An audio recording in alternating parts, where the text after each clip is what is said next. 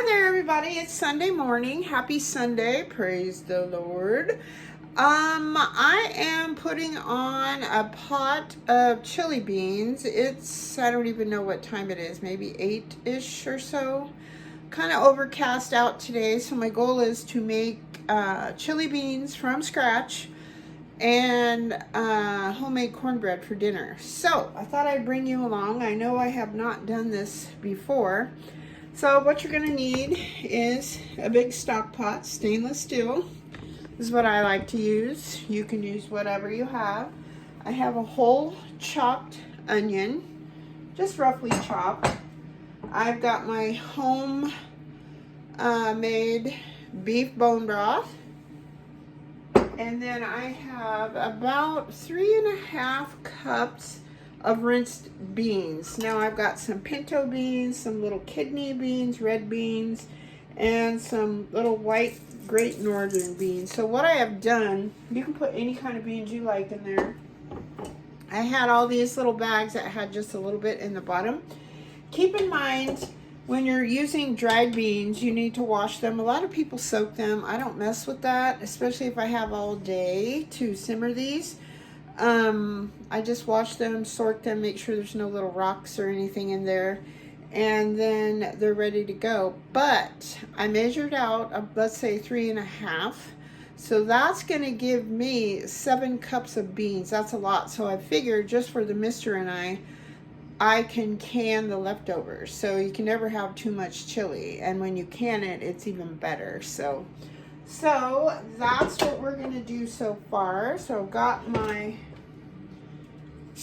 beans go in the pot.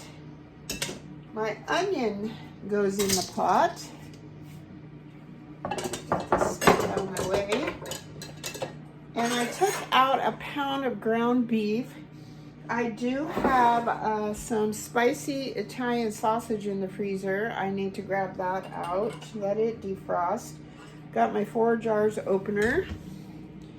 I'm not even showing you what I'm doing. You can tell I'm not awake. Coffee was particularly weak this morning. All right, so here we go. This has some fat on top, which is just fine. I'm gonna put that in the pot. And then I'll get my wooden spoon out, stir this around. Now I'm gonna fill this up with some water. So I didn't turn this on. I am really not awake today. I had a show yesterday. It was a long day yesterday. That's my excuse.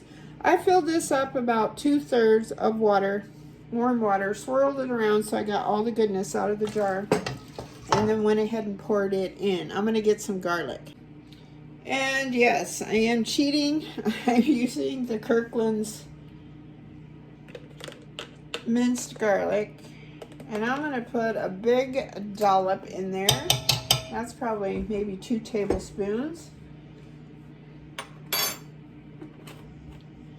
Then we're going to put some salt and pepper. See, where we go. And as always, I use Redmond's fine sea salt. I always pour it in my hand first because you don't want to accidentally go too crazy. You can always add more, but you can't take it out. Big pinch of black pepper. That was probably a teaspoon. Okay, stir this around. All right, so what I'm going to do, I probably didn't need this great big pot, but I like to start out with that. Put all this stuff away. There we go. And then I'm going to turn this on high, the stove, and I'm going to put the lid on. This comes up to a boil. I'm going to turn it down to probably medium-low, and this is going to simmer all day. Periodically, I'm going to check it. I'm going to stir it. If I need to add more water, then I will do that. Boy, am I messy. I'm going to leave my jar right here in case I do need it for more water. And that's all there is to it so far. There we go. Make sure it's centered over that. and we'll be back a little bit later.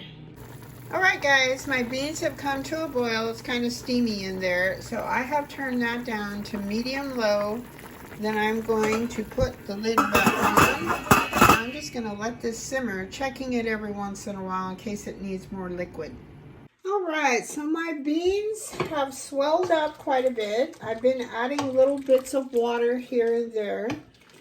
And now I'm adding fresh tomatoes from the garden. I'm going to put one more.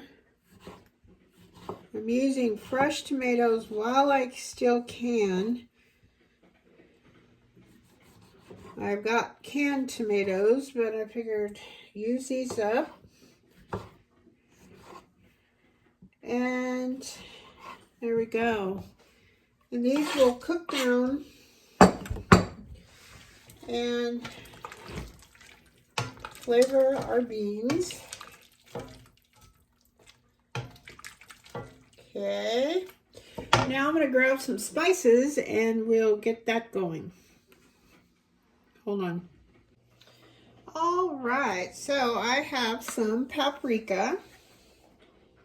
And I'm going to put a couple tablespoons of paprika.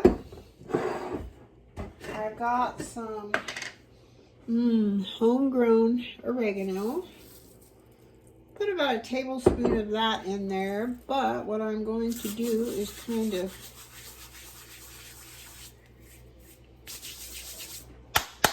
use my self-made grinder. I might put one more tablespoon of that in. And I just do that, and it almost powders it. Okay, so we've got that. And chili powder, probably a couple tablespoons of that. This isn't super hot. It is good though, it's kind of a smoky. And a little dash of crushed red peppers. I don't put a whole lot in there, just because I used to love hot stuff, but anymore I'm not a big fan. All right, we're gonna stir that up.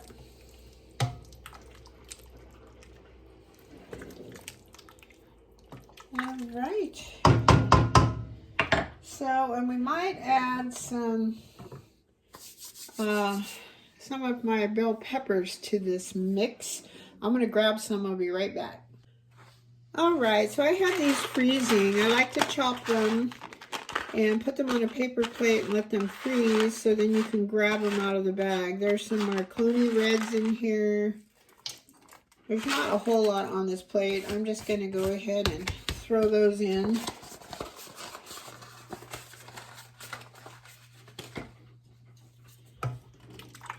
There we go. Now, if you don't have fresh tomatoes, you can use a can of stewed tomatoes.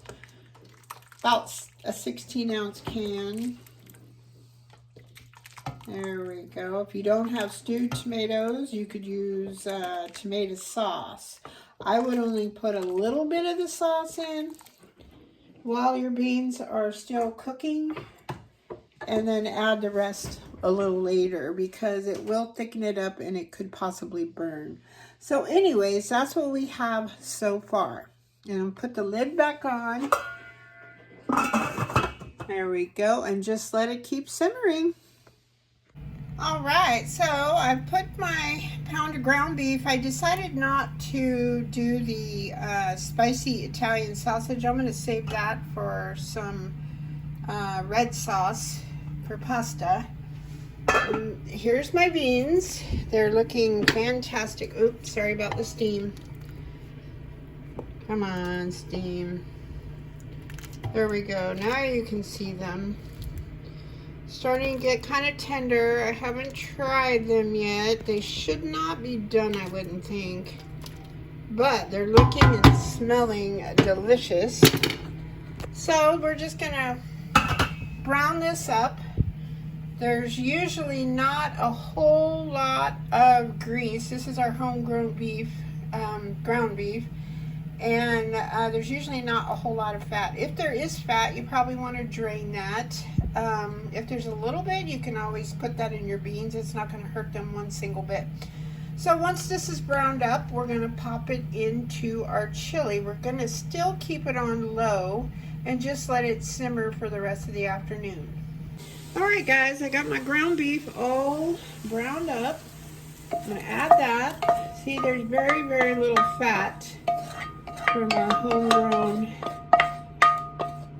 beef. Now, we do not process our own beef. We take it down to a place locally. It's called Bowman's Meat, and the guy, he's done the last 2 steers for us, and he's done our deer. He does a really, really good job. All right, so I'm going to do a little taste test to see what else it might need. All right, it's got myself a little spoon, and we're going to taste this. It's going to be hotter than the dickens, but I want to taste it.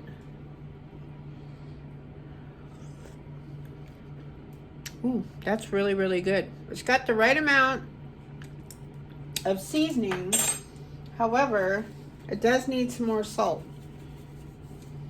I probably just put about a tablespoon of Redmond's fine sea salt in there, and no, I'm not affiliated with them. I just want everybody to try it. It's so delicious. And our local health food store, Orchard Nutrition, sells it. I don't know of any place else that sells it. You can also get it online. It's actually a lot cheaper to get it online. All right, we're going to taste test this one more time.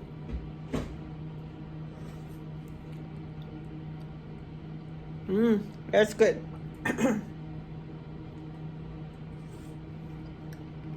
Perfect. So the beans are almost done, but not quite. So I'm at the simmer along here. Get this out of the way, to where they get nice and tender. And I am going to turn this back up just a hair. And so we know that we have the right amount of salt, pepper, all that good stuff. So I'm going to put this away. And then when it comes time to make the cornbread, I will bring you along. Maybe I use the Alber's cornbread recipe. I just downloaded it off the internet because I really, really like that. It's got the right amount of sweet and not too sweet, but just right. And it always turns out perfect every single time. I love it. However, I don't buy Alber's cornmeal anymore. I get my cornmeal from Moore's Flour Mill, the local flour mill that we have. Once I start running out of that, though, I'm going to start buying it from Azure Standard. Then I can get the organic, which is important to me. And then we'll make some cornbread. All right, folks, we'll see you in a little bit. All right, I'm going to call this good. These are nice and tender now.